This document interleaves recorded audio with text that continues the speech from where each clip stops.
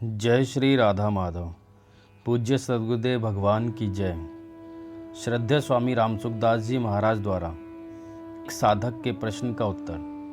प्रश्न: भगवान तो प्रत्यक्ष नहीं दिखते हैं, पर धन प्रत्यक्ष दिखता है, तो फिर धन का आश्रय कैसे छोड़ें?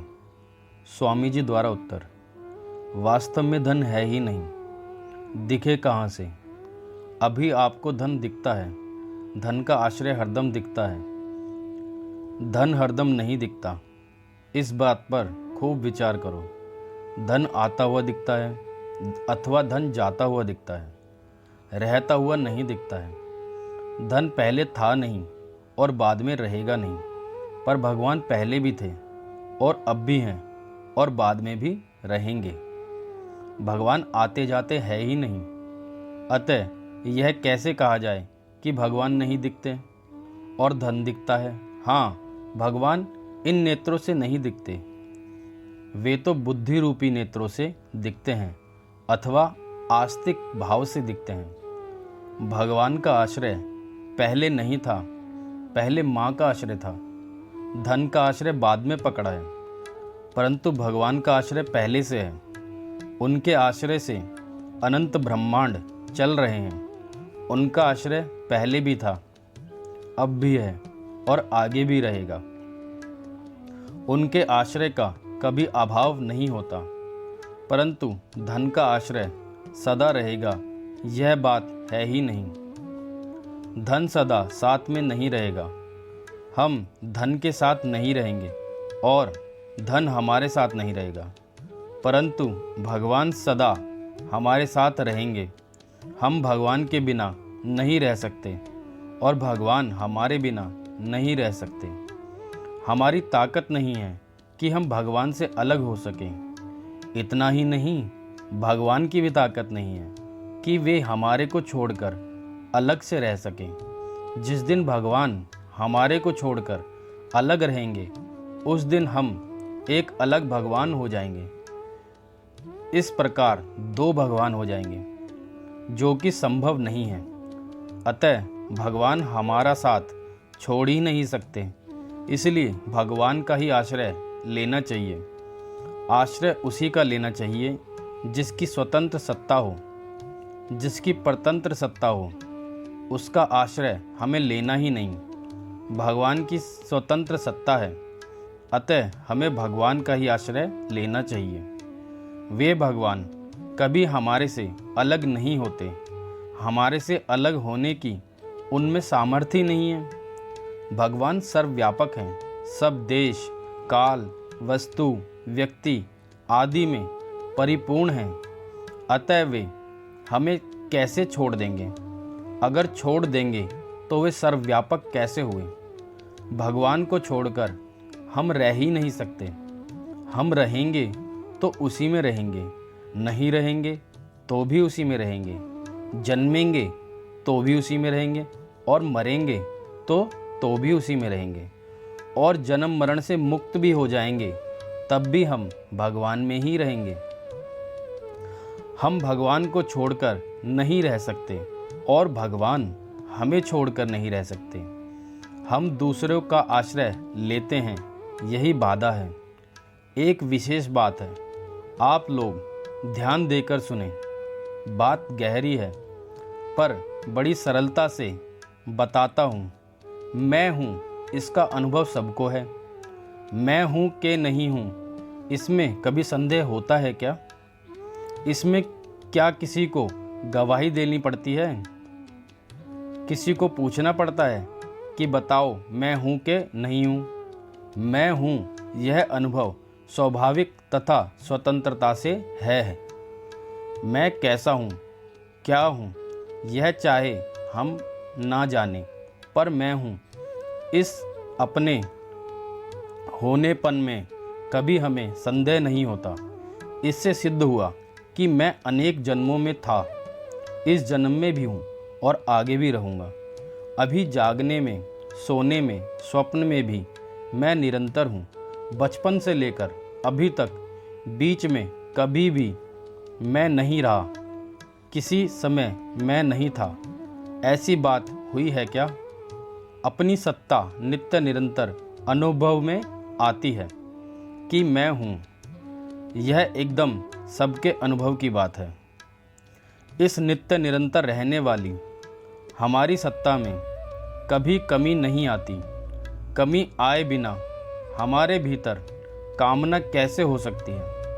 हमारे भीतर कामना तभी होती है जब हम उत्पत्ति विनाश वाले शरीर को अपना साथ मान लेते हैं। जब शरीर, पदार्थ, परिवार आदि को अपने साथ मान लेते हैं, तब उनमें कमी आने से हमारे भीतर कामना होती है। अतः शरीर, परिवार, धन, संपत्ति, वैभव आदि को अपने साथ ना माने, क्योंकि ये सब तो बदलने वाले हैं और मैं निरंतर रहने वाला हूँ। बालकपन, जवानी, बुढ़ापा, रोग अवस्था, निरोग अवस्था, ये सब अवस्थाएं बदलती रहती हैं, पर मैं सदा ज्यों का त्यों रहता हूँ। शरीर बदलने के साथ आप अपना बदलना भी मान लेते हैं, पर वास्तव में मैं आप बदलते नहीं हैं। आपके बचपन का अभाव हो गया है तो आपका अभाव भी हो गया क्या? जैसे मैं हूँ इसका कभी अभाव नहीं होता, ऐसे ही भगवान का भी कभी अभाव नहीं होता है। वे सदा से हैं और सदा रहेंगे। संतों के, शास्त्रों के कहने से पता लगता है कि सदा तो मिट जाएगा पर भगवान रहेंगे। कारण कि सदा नाम काल का है और भगवान काल को भी खा जाते हैं। ब्रह्म अग्नि तन बीच में मत कर काढ़े कोए, अरे उलट काल को खाते है हरिया गुरु गम होए। नवग्रह 64 जोगनी 52 वीर प्रजंत, काल भक्ष सबको करे और हरि शरणे डर पंत। तात्पर्य यह है कि काल भी नष्ट हो जाता है और परमात्मा रहते हैं। मैं हूँ, इसमें हूँ। पना शरीर को लेकर है। यदि शरीर से संबंध ना रहे तो है पना ही रहेगा। तू है, यह है, वह है और मैं हूँ। इन चारों के सिवा कुछ है ही नहीं। इनके सिवा पांचवा कोई हो तो बताओ।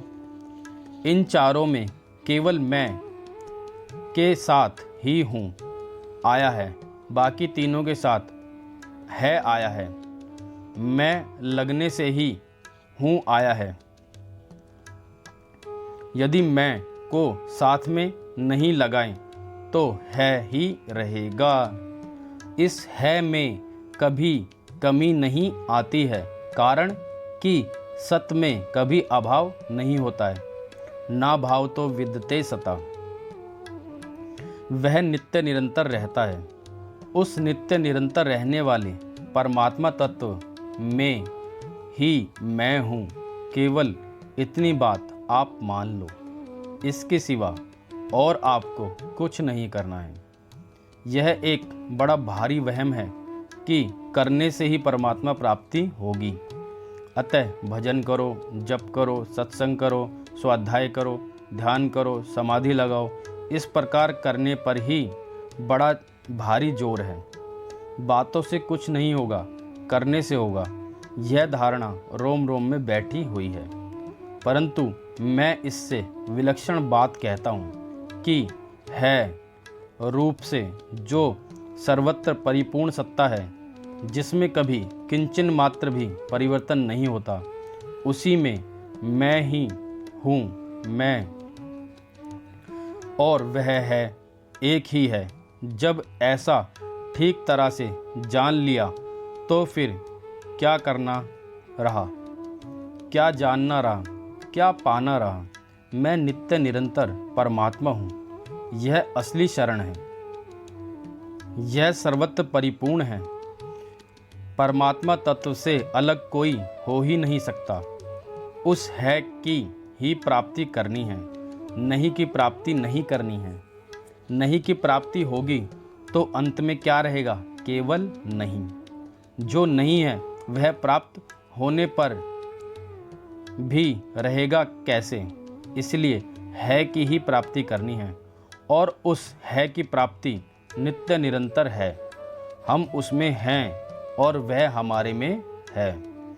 यह सबका अनुभव है कि मैं हूँ और मैं वही हूँ जो बचपन में था। अवस्था बदल गई है, समय बदल गया है, संयोग बदल गया है, साथी बदल गए हैं, भाव बदल गए हैं, परंतु आप बदले हो क्या? आप नहीं बदलते। ऐसे ही सब संसार बदलता है पर परमात्मा नहीं बदलते। हम उस परमात्मा के अंश हैं, संसार के अंश नहीं हैं। संसार के अंश शरीर को तो हमने पकड़ा है, वास्तव में वह हमारा नहीं है, प्रत्युत संसार का है। हूँ तो है से कमजोर ही है, कारण कि हूँ शरीर को लेकर है और शरीर कमजोर ही है। शरीर तो नहीं रहेगा पर है तो रहेगा ही। है कौन है? है परमात्मा है, समुद्र है, और हूँ इसकी तरंग है। तरंग शांत होने पर भी समुद्र तो रहता ही है। अतः हमारा स्वरूप है से अभिन्न है। इस बात को आप मान लो, समझ में ना आए तो भी मान लो। इतनी बात मान लो कि मैं उसका हूँ। ऐसा मानकर जप करो, कीर्तन करो, स्वाध्याय करो, सत्संग करो। हूँ का है ही है। हूँ बदलता है और है नहीं बदलता। यही बात मैं कहना चाहता हूँ। यह सार बात है। सनकादिक ऋषियों का भी यही ज्ञान है, ब्रह्मा आदि का भी यही ज्ञान है, व्यास जी महाराज जी का भी यही ज्ञान है, और सुखदेव जी का भी यही ज्ञान है। जितने संत महात्मा हुए हैं उनका भी यही ज्ञान है। इस ज्ञान से आगे कुछ नहीं है। केवल्य ज्ञान भी इसके सिवाय और कुछ नहीं है। किसी मतांतर में इससे बढ़कर कोई चीज़ है ही नहीं, होगी नहीं और हो सकती नहीं। इतनी सरल और ऊंची बात है। इसको हर एक भाई बहन, साधारण पढ़ा लिखा, बिल्कुल पढ़ा लिखा और बिना पढ़ा लिखा भी समझ सकता है। इतनी सीधी बात है। इससे बड़ी बात आपको कहीं भी नहीं मिलेगी। ऐसा इसलिए कहता हूँ कि आप इसका आदर करें, इसको महत्व दें कि ऐसी ऊंची बात आज मिल गई। उपनिषदों में आता है कि बहुत से आदमियों को तो ऐसी बात सुनने को भी नहीं मिलती। उम्र बीतती जाती है और सुनने को नहीं मिलती। आप एक और बात बताऊं कि अभी आपको जैसी मान्यताएं हैं ऐसी मान्यता आगे ना रहें तो कोई बात नहीं। आप घबराना नहीं कि हमें यह बात हरदम याद नहीं रहती। आपको अपना नाम हरदम याद रहता है क्या?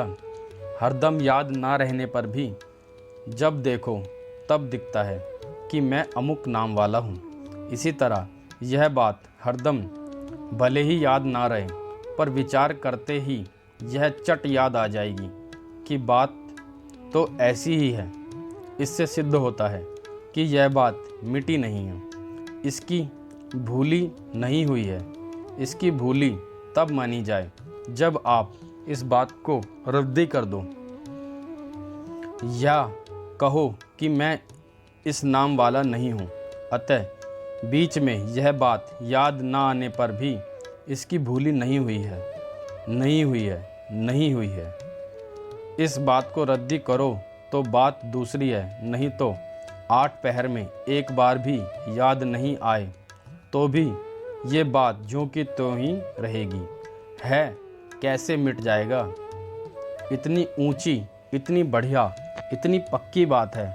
मान लो तो बेड़ा पार हो जाए, बेड़ा पार हो जाए।